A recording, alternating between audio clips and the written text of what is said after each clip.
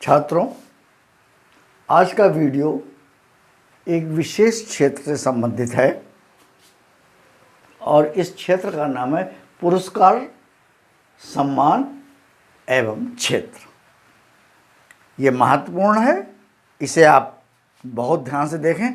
देखिए, आप लोगों ने जो बड़े बड़े पुरस्कार हैं, जो चर्चित पुरस्कार हैं, जैसे नोबेल पुरस्कार, अर्जुन पुरस्कार, ज्ञानपीठ पुरस्कार, साहित्य अकादमी पुरस्कार, संगीत अकादमी पुरस्कार आदि के बारे में सुन रखा होगा, अपने नोट्स भी बना रखे होंगे। और डेफिनेटली पुरस्कार उनको ही मिलता है जिन्होंने उस क्षेत्र में विशेष योगदान दिया होता है, उल्लेखनीय कार्य किया होता है।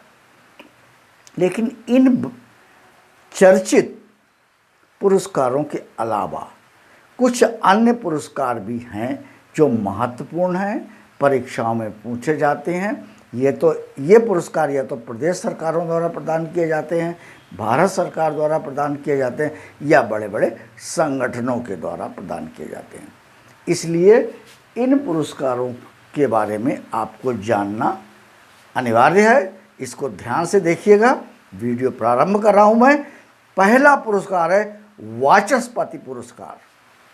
पूछा गया था कि वाचस्पति पुरस्कार किस भाषा में उल्लेखनीय योगदान के लिए प्रदान किया जाता है, तो ये संस्कृत भाषा के लिए प्रदान किया जाता है। दूसरा पुरस्कार है शरद जोशी पुरस्कार।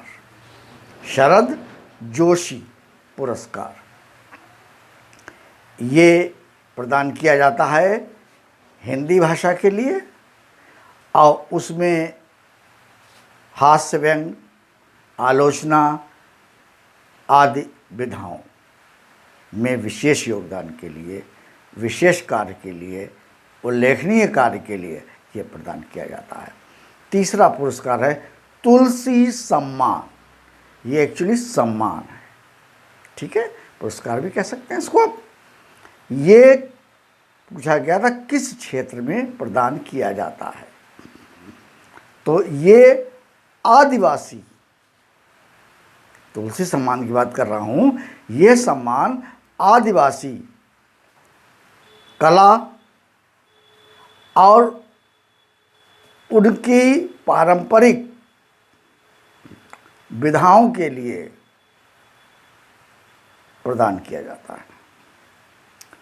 अगला है C.K. नायडू पुरस्कार। C.K. नायडू पुरस्कार। C.K. नायडू साहब खुद एक खिलाड़ी थे, क्रिकेटर थे। डेफिनेटली ये क्रिकेट के क्षेत्र में प्रदान किया जाने वाला पुरस्कार है, या खेल क्षेत्र में प्रदान किया जाने वाला पुरस्कार है। अगला है डॉक्टर कुरियान। डॉक्टर कुरियान पुरस्कार। तो ये पुरस्कार दिया जाता है कि आपने डेयरी क्षेत्र में, दुग्ध डेयरी क्षेत्र में कितना उल्लेखनीय कार्य किया है, जिससे उसका विकास हुआ है, इसका आकलन करके, इसकी जानकारी लेके उस व्यक्ति को प्रदान किया जाता है। नेक्स्ट पुरस्कार है डॉक्टर B.C. राय पुरस्कार। Doctor B.C. राय पुरस्कार ये चिकित्सा के क्षेत्र में दिया जाता है, उसमें उत्कृष्ट सेवा योगदान के लिए। नेक्स्ट है द्रोणाचार्य पुरस्कार। नाम से प्रतीत हो रहा है, द्रोणाचार्य पुरस्कार ये खेल प्रशिक्षक को दिया जाता है। जो ट्रेनर होता है, आपका प्रशिक्षक होता है, उसको प्रदान किया जाता है। नेक्स्ट है आपका शंकर पुरस्कार। शंकर पुरस्कार ये किस क्षेत्र में प्रदान किया जाता है, तो ये भारतीय दर्शन यानी कि इंडियन फिलॉसफी और कला के क्षेत्रों में जो व्यक्ति विशेष योगदान प्रदान करते हैं, उन्हें ये पुरस्कार प्रदान किया जाता है। अगला पुरस्कार है मूर्ति देवी पुरस्कार। मूर्ति देवी पुरस्कार ये किस क्षेत्र में दिया जाता है? तो ये क्षेत्र जो है वो साहित्य के क्षेत्र में प्रदान किया जाने वाला पुरस्कार है, जिसमें व्यक्ति कोई उल्लेखनीय रचना या कार्य करता है। और अंतिम इस वीडियो का प्रश्न है, उसमें है आत्माराम पुरस्कार।